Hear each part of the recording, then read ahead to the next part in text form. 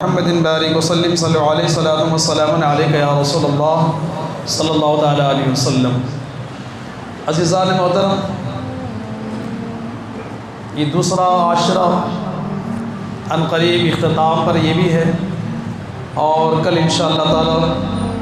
20 رمضان ہے، اور اس کے بعد اس کے ساتھ ہی وہ مبارک عشرہ آخری آنے والا ہے جس میں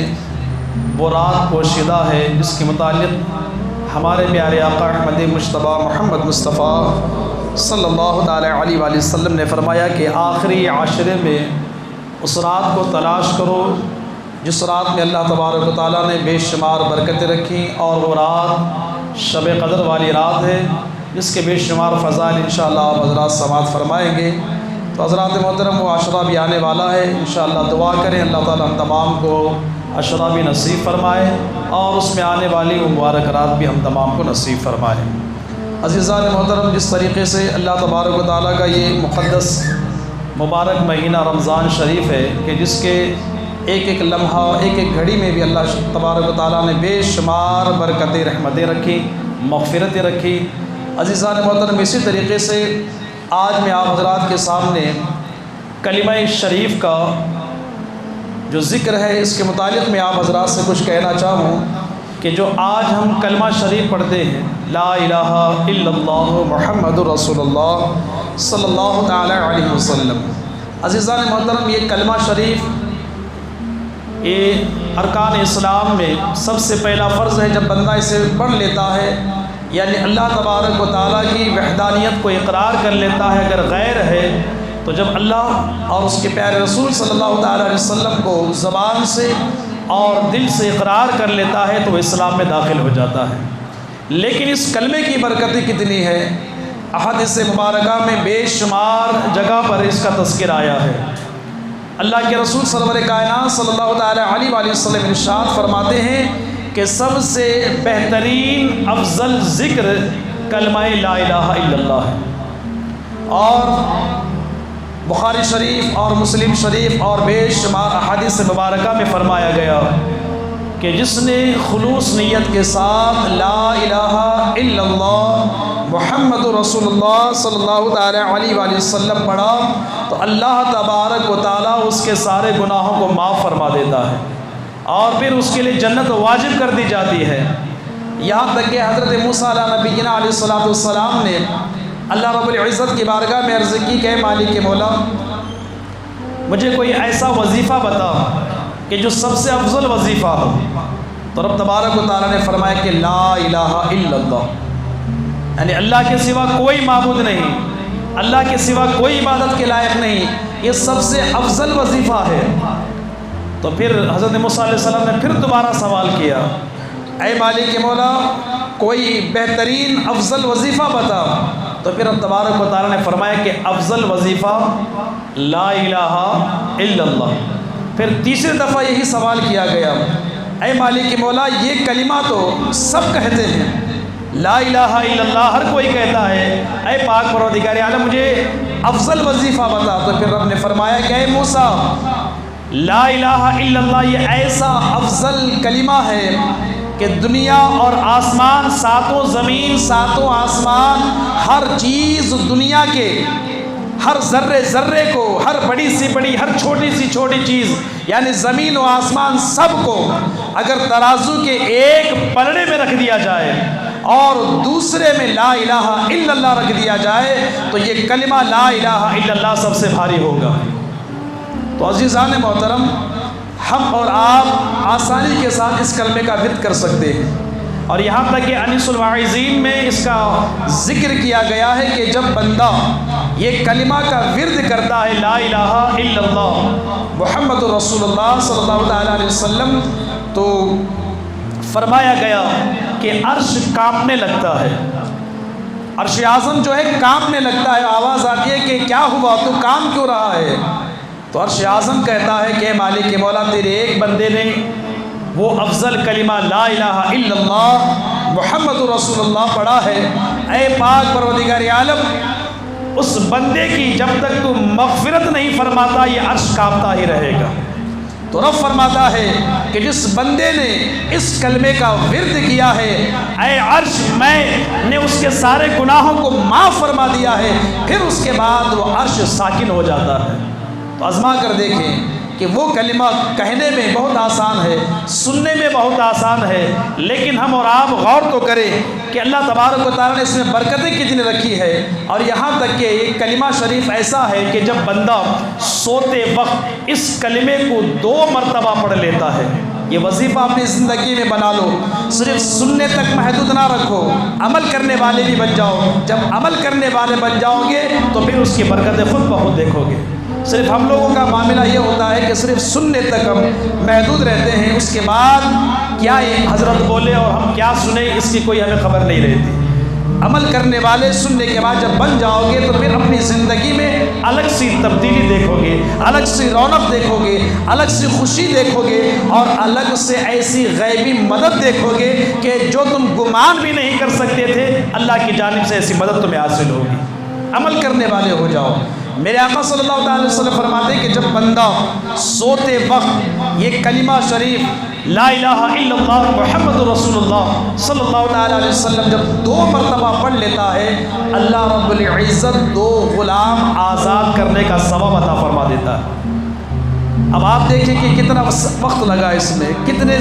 لمحے لگے، کتنے سیکنڈ لگے، لیکن 2 غلام آزاد کرنے کا آپ کو ثواب ملا۔ اور پھر آگے فرماتے ہیں، اسی طریقے سے ایک اور روایت ملتی ہے کہ جب بندہ کلمہ کا ورد وضو کے وقت استعمال کرتا ہے، پڑھتا رہتا ہے وضو کرتے وقت، تو فرمایا گیا کہ جب بندہ کلمہ پڑھ کر وضو کرتا رہتا ہے تو ہر وضو کے قطرے جتنے زمین پر گرتے ہیں، اللہ تبارک و تعالیٰ ہر قطرے کے بدلے ایک فرشتہ پیدا فرماتا ہے۔ اور فرمایا گیا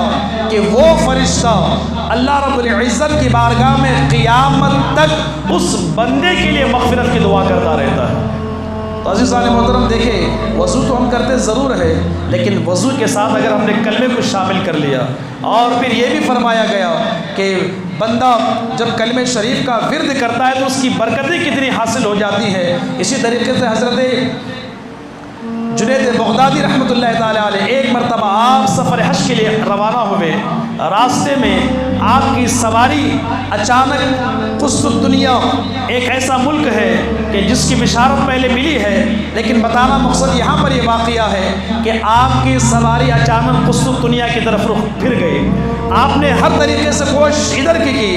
لیکن وہ سواری آپ کی ادھر ہو رہی تھی۔ آخر آپ نے سوچا کہ معاملہ کیا ہے کہ سواری میری ادھر کیوں جا رہی ہے۔ جب آپ قصۃ الدنیا اس شہر میں آپ پہنچے تو کیا دیکھا کہ لوگوں کی بھیڑ ہے اور ہر کوئی آوازیں کر رہا ہے۔ تو آپ نے دیکھا، ماجرا پوچھا بات کیا ہے، تو وہاں کے لوگوں نے کہا کہ یہاں بادشاہ کی ایک لڑکی ہے اور وہ بالکل پاگل کی طرح ہو چکی ہے، اور وہ لڑکی پر نہ جانے کیا ہو گیا ہے، ایسے معاملات ہیں کہ اسے جکڑا ہوا ہے۔ جب آپ قریب پہنچے دیکھا کہ ایک حسین خوبصورت لڑکی ہے، لیکن اسے زنجیروں میں جکڑا گیا ہے، اسے باندھا گیا ہے۔ اور جیسے ہی آپ نے اس لڑکی کو دیکھا تو کہنے لگے کہ اے بادشاہ، آپ مجھے اجازت دیں، میں اس کا علاج کروں گا۔ عزیزان محترم، بادشاہ نے فوراً اجازت دے دی، کیونکہ وہ تو چاہتا یہی تھا کہ کسی طریقے سے میری لڑکی کا علاج ہو جائے۔ تو آپ فوراً اس کے قریب پہنچے۔ آپ جیسے ہی اس کے قریب پہنچے وہ لڑکی بولنے لگی کہ اے حضرت جنید بغدادی، آپ میرے لیے کرم فرمائیں، دعا فرمائیں۔ تو حضرت جنید بغدادی رحمۃ اللہ تعالیٰ علیہ نے صرف اتنا کہا کہ اے لڑکی، پڑھ لا الہ الا اللہ محمد رسول اللہ صلی اللہ تعالیٰ علیہ وسلم۔ عزیزان محترم، وہ لڑکی نے جیسے ہی اس کلمے کا ورد کیا، فرماتے کہ جس زنجیروں میں وہ جکڑی ہوئی تھی، اچانک وہ زنجیریں کٹنا شروع ہو گئی، زمین پر گرنے لگی، اور جو اس کے اوپر جو جنون جاری تھا اور جو سایہ برا اس کے اوپر موجود تھا، کلمے کی برکت سے وہ سایہ دور ہو گیا، اور وہ لڑکی صرف کلمے کی برکت سے صحتیاب ہو گئی۔ بادشاہ نے جب دیکھا کہنے لگا اے کیا معاملہ ہے، اتنے طبیب آئے، اتنے معالجے کیے گئے، اتنا علاج کیا گیا، لیکن اس کا علاج نہیں ہوا، آخر یہ کلمہ کون سا ہے کہ صرف تم نے ایک بار پڑھایا تو میری بیٹی صحتیاب ہو گئی۔ تو حضرت جنید بغدادی رحمۃ اللہ تعالیٰ علیہ فرماتے ہیں کہ اے بادشاہ، اگر تو بھی پڑھ لے گا تو تیرے دل کے اندر جو کفر ہے وہ بھی دور ہو جائے گا۔ اس بیماری سے تو بھی نکل جائے گا۔ تو بادشاہ نے جیسے اس کلمے کو پڑھا، اس کے دل کے اندر جو کفر تھا وہ دور ہو گیا، اور فوراً جیسے اسلام کو اس نے قبول کیا تو اس کے دل کی دنیا منور ہو گئی۔ تو حضرات محترم، یہ کلمہ اللہ اکبر بڑی برکتوں والا کلمہ ہے۔ اور اسی طریقے سے یہ غیر مذہب کا بھی معاملہ ہے کہ کسی مشکل میں وہ بار بار اپنے غیر اللہ کو پکار رہا تھا، یعنی اپنے بتوں کو پکار رہا تھا کہ میں مشکل میں ہوں میری مدد کرے، میں مشکل میں ہوں میری مدد کرے۔ تو جانتا تھا کہ یہ جو چیز جس چیز سے بنے ہیں یہ خود ہم نے اپنے ہاتھوں سے بنایا ہے، یہ بھلا ہماری مدد کیسے کر سکتے ہیں۔ بہرحال اس شخص کے دل میں خیال آیا کہ چلو آج میں اپنے خداؤں کو نہیں بلکہ مسلمانوں کے خدا کو پکار کر دیکھوں، مسلمانوں کے خدا کو پکار کر دیکھو۔ تو آسمان کی طرف اس نے نگاہ اٹھائی اور صرف کہا اللہ، اتنا ہی جملہ کہا، آسمانوں پر بادل آ گئے،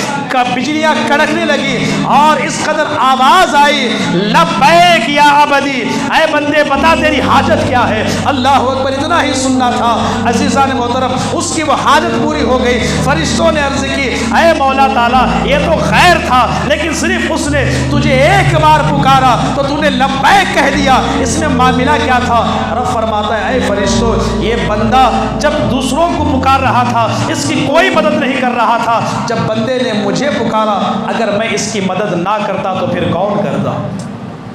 تو عزیزان محترم، اللہ لا الہ الا اللہ، یہ وہ جملہ، یہ وہ کلمہ ہے تو جسے آپ ہر ہمیشہ اپنے ورد میں رکھیں۔ آپ دیکھتے ہیں کہ نماز کے ختم ہوتے ہی لا الہ الا اللہ کا ورد ہوتا ہے، حق لا الہ الا اللہ، یعنی سچ ہے کلمہ وہ جس کا ذکر کیا جاتا ہے۔ تو لہٰذا اپنی زندگی میں یہ معمول بنائے، اٹھتے بیٹھتے کلمے کا ورد کرتے رہیں، انشاءاللہ جب موت آئے گی تو اس وقت بھی کلمہ زبان پہ جاری رہے گا، اور یہ وہ کلمہ ہے کہ تمہیں جنت میں لے جائے گا، جہنم سے بچائے گا، گناہوں سے تمہیں مغفرت کروائے گا۔ اور یہ وہ کلمہ ہے کہ غیر رمضان میں بھی اگر بندہ پڑھتا ہے تو اس کا تو ثواب ہے ہی، اجر ہے، لیکن رمضان میں الحمدللہ اس کا اور دگنا آپ کو ثواب حاصل ہوگا۔ تو لہٰذا یہ تمام باتیں کہنے سے بھی زیادہ ہم تمام کو عمل کرنے کی مولا تعالیٰ توفیق رفیق عطا فرمائے۔ پروردگار عالم کی بارگاہ میں دعا ہے کہ اللہ رب العزت ہم تمام کو اس ماہ مبارک میں کثرت کے ساتھ توبہ و استغفار کرنے، ذکر و اذکار کرنے کی توفیق رفیق عطا فرمائے۔ وآخر دعوانا ان الحمد للہ رب العالمین۔ السلام علیکم ورحمۃ اللہ تعالیٰ وبرکاتہ۔